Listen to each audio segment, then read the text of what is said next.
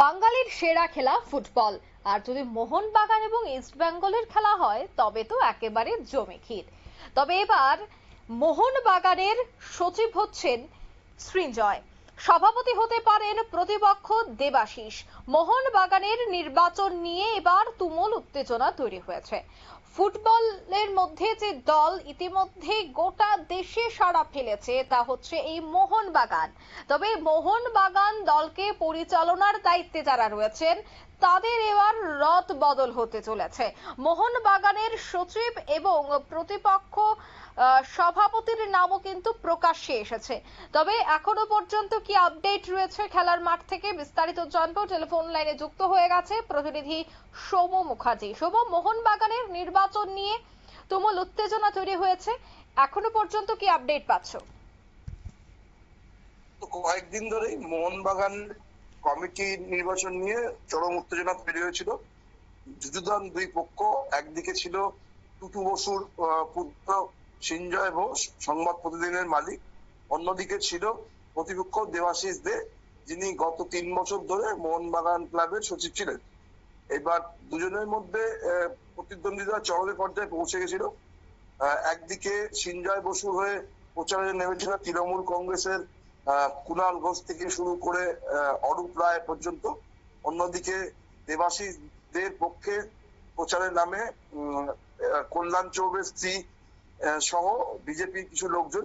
সেই সময় মনে করা হচ্ছিল যে মোহনবাগান ক্লাবের নির্বাচনকে কেন্দ্র করে তৃণমূল ও বিজেপির লড়াই হবে, কিন্তু যত সময় যায় ততই দেখা যায় যে নবান্নের হস্তক্ষেপে সৃঞ্জয় বসুর মোহনবাগানের সচিব পদে বসার সম্ভাবনা প্রবল হতে থাকে এবং লড়াই থেকে সরে যেতে দেখা যায় প্রতিপক্ষ দেবাশিস দেকে। গতকাল মনোনয়নের শেষ দিন ছিল, সেই দিনকে দেখা যায় যে দেবাশিস দে ক্লাবের আগে এলেও তিনি মনোনয়ন জমা করেননি। মোহনবাগান সচিবের পদে মনোনয়ন জমা করেন সৃঞ্জয় বোস এবং তারপরে পরিষ্কার হয়ে যায় যে এবারে সৃঞ্জয় বোসকেই মোহনবাগানের সচিব পদে বেছে নেওয়া হচ্ছে।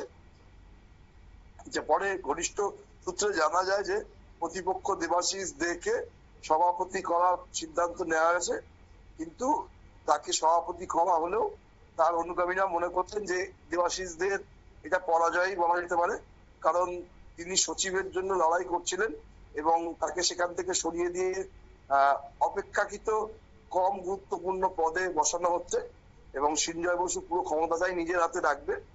তবে একটা কথা বলা যেতে পারে যে মোহনবাগানের নির্বাচনকে কেন্দ্র করে ময়দানে যে উত্তেজনা তৈরি হয়েছিল, অনেকে মনে করছিলেন যে ক্লাবের ফুটবলের পরে প্রভাবিত হতে পারে, নেতিবাচক প্রভাব পড়তে পারে। মোহনবাগানের নির্বাচনে সেই সংঘাত কেটে যাওয়ায় সৃঞ্জয় বসু সচিবের দায়িত্ব দেওয়ার পরে তিনি সেরা একাদশকে নিয়েই মোহনবাগানের লড়াই চালাবেন বলে উল্লেখ করেছেন এবং তাতে সায় দিতে দেখা যায় দেবাশিস বসুকেও। দুজনে একত্রেই সাংবাদিক সম্মেলন করেন।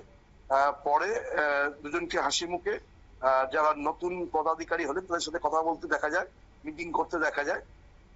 এই দিকে মনে হচ্ছে যে মোহনবাগানের সমস্যা, নির্বাচন সংক্রান্ত যে সমস্যা ছিল সেটা কেটে গেছে এবং আবার স্বাভাবিক নিয়মেই ক্লাবের ক্রীড়া কার্য শুরু হবে। অঙ্কিতা। একদমই, ধন্যবাদ। অর্থাৎ ইতিমধ্যেই নির্বাচন সম্পন্ন হলে আবারও কাজ শুরু হবে। তবে সভাপতি হতে এবং সচিব হওয়ার কিন্তু দৌড়ে বেশ কয়েকজনের নাম রয়েছে।